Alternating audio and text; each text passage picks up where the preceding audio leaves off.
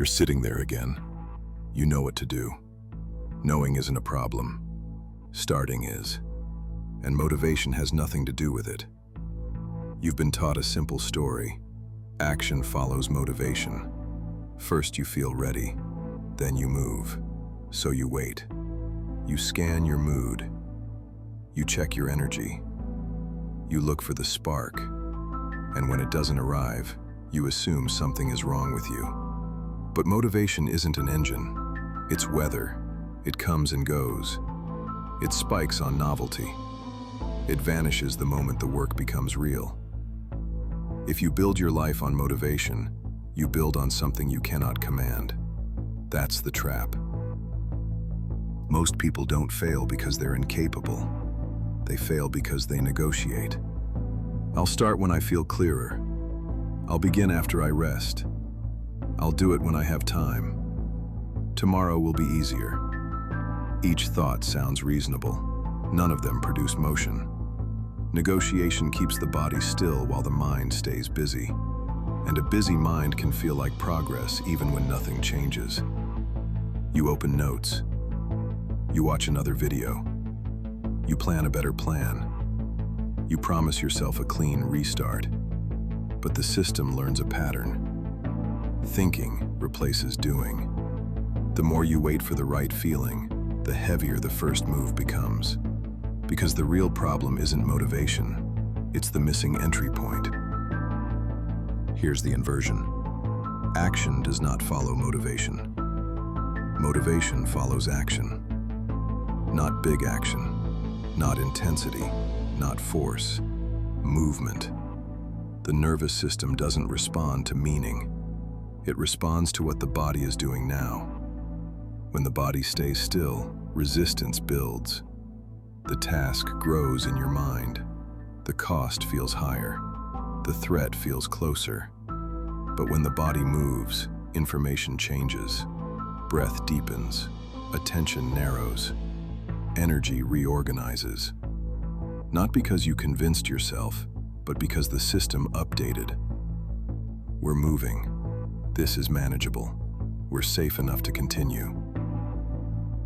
This is why motivation content often fails. It pours pressure on a system that's already hesitant. Pressure raises perceived threat. Threat triggers hesitation. Hesitation kills movement.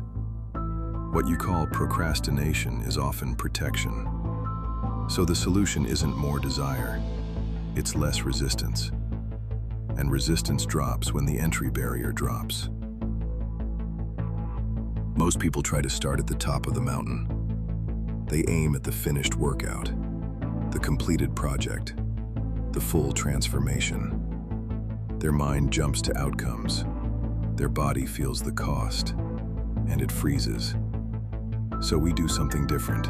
We lower the entry barrier until the body cannot justify staying still. This is not doing less. This is designing the start. 5 minutes, 1 page, 1 sentence, 1 set. Shoes on, water in the bottle, step outside. Small enough to be non-threatening, real enough to be movement. Because the first job is not progress. The first job is to break inertia. In inner strength, we don't worship motivation. We build anchors. An anchor is one fixed beginning that removes negotiation. One place, one time, one first move. Not a perfect morning routine. Not a checklist for a new identity.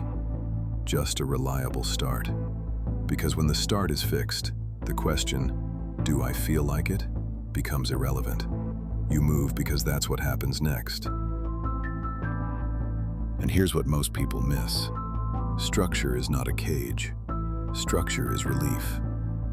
Relief is what a nervous system needs to stop bracing. When your day has no structure, everything feels like a decision. Every decision drains you, and drained people don't start. But when you build one anchor, the day stops being a negotiation. It becomes a sequence. You don't need to feel powerful to begin. You need to begin in a way that makes power possible. Regulate first, briefly, not as a ritual to perform, as a signal to the animal inside you. Drop the shoulders, unclench the jaw, exhale longer than you inhale. Let the body downshift, then move. Not for an hour, not to prove something, just to start. Because action is the lever, not emotion. Do this long enough and something quiet happens. You stop asking for motivation. You stop needing a speech. You stop waiting for lightning. You become predictable to yourself. And that is what confidence really is. Evidence. Evidence that you move even when you don't feel like it. Evidence that you can begin without drama. Evidence that your life doesn't depend on your mood. This is the inevitable man. Not loud, not frantic, not fueled by spikes. Built on repetition, built on anchors, built on a body that knows what comes next. If you want a simple anchor, choose something that cannot fail. Not train for an hour, not finish the whole plan. An anchor is something you can do on your worst day. Stand up and open the window. Wash your face with cold water. Put your phone in another room. Put on the shoes. Walk to the corner and back. The point is not the distance. The point is the signal. The day has started, and you are in motion. And when you miss a day, you don't restart your identity. You return to the anchor. No guilt, no speeches, no punishment. Just the next beginning. Because the man who wins long-term is not the man with the biggest bursts. It's the man with the simplest returns. Motivation will still come sometimes. You will still have days with fire. But you don't build your life on those days. You build it on the quiet days, when nothing in you wants to move, and you move anyway.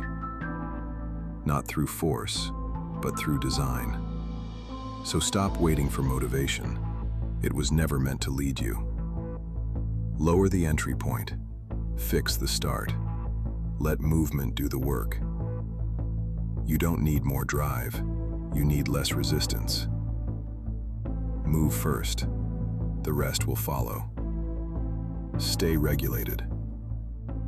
Build your inner strength.